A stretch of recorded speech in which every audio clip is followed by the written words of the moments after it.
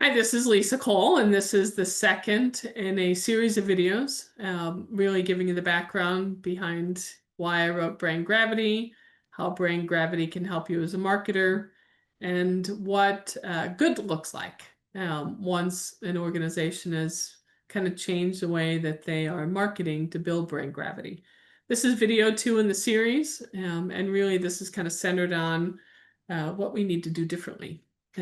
Really kind of a preview, if you will, of the book. It kind of starts with this. Look, if you agree that the buying process has changed, if you believe that not just Sixth Sense's research, but the research of Trust Radius, Winner, and Gardner are all kind of validating that the buying process has changed, and you haven't changed the way that you are marketing, meaning you haven't changed your campaigns, your content, your community, even your PR, your media strategy. Why haven't you? We can't keep doing the same things and expect a different outcome.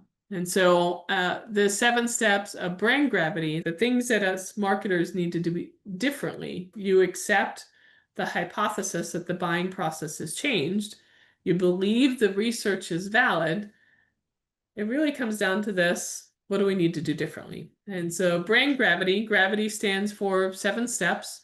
The first step is that you need to gain visibility. That visibility is really visibility into when companies launch a search for a solution, when the companies themselves launch into orbit. These technologies, account-based, intent monitoring platforms, let you know when a company has launched a search. Depending on the technology that you might leverage, like Sixth Sense. It might even tell you what their intent is centered on, the topics that they are searching on. That's first step. The second step is we need to realign our strategy in such a way that it's designed to enable the buying journey. And so when you think about strategy, this is highest level. What informs your targeting, profiling, segmentation strategy? How do you think differently about campaigns? What is your content strategy? How does that need to evolve to better enable the buying journey? And when I say content strategy, it's not just the what you're talking about, but it's how you format the content, it's the derivative assets, where you syndicate that content, and then it gets into the channel. So what's your channel strategy? And these are all kind of, when you think about across your marketing engine, every one of the components of the engine that gets an idea out to market, there's a strategy applied to that discipline, so to speak. And so you just got to go reevaluate and realign all of your strategies in such a way that they are focused on enabling the buying journey. Then from there, you've got to accumulate digital mass. And again, this is thinking about scaling your content production. But in scaling the content production, it's not really, you're not trying to game a system to win a keyword ranking war. You're thinking about how you're answering those questions that your buyers are searching for, but doing it so in such a way that it's findable in all their watering holes. And for example, believe it or not, a lot of the disruption of traditional search is because we have started to turn to social media platforms to get answers to our questions. Today, YouTube is my #1 search engine, and that's both for professional and personal challenges that I'm trying to solve. I'll go to YouTube first, see if anyone has recorded a video on how to solve that problem. Then I might go to LinkedIn. I might turn to a couple of the Slack communities that I'm in. Then I might do a traditional Google search if I feel like I have the tolerance for death by blue link. But now increasingly, I'm turning to ChatGPT and a number of other large language models, AI chatbots, and asking my questions there. And it's just giving me the answers without me having to click through a bunch of things.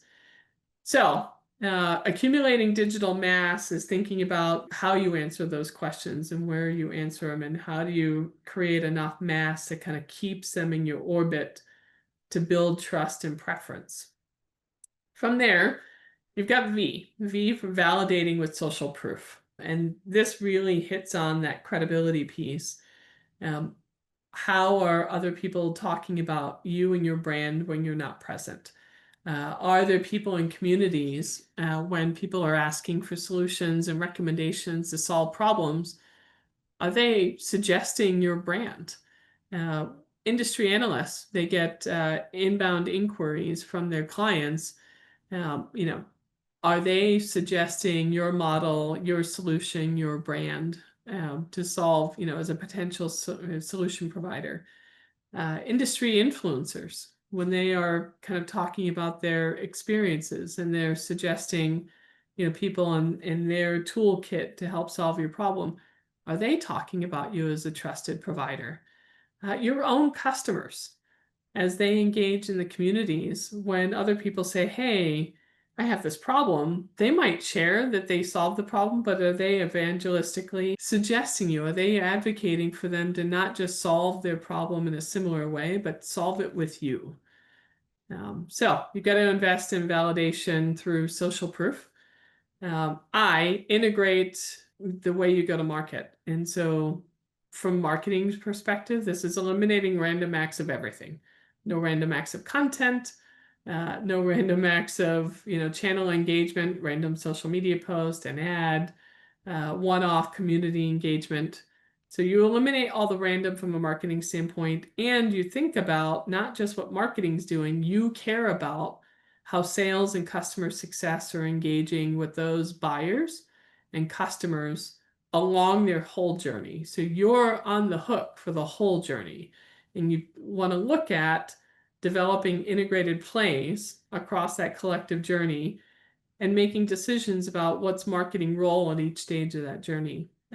Because some of the other data points that came through in the research was that even after they had selected the finalists and engaged with sales, that interaction with sales, they were validating their findings from a research standpoint, but they would continue to go back and re-engage with that content as that selling conversation continued. So marketing's not off the hook once sales is engaged. You've got to really think about integrating your go-to-market motions.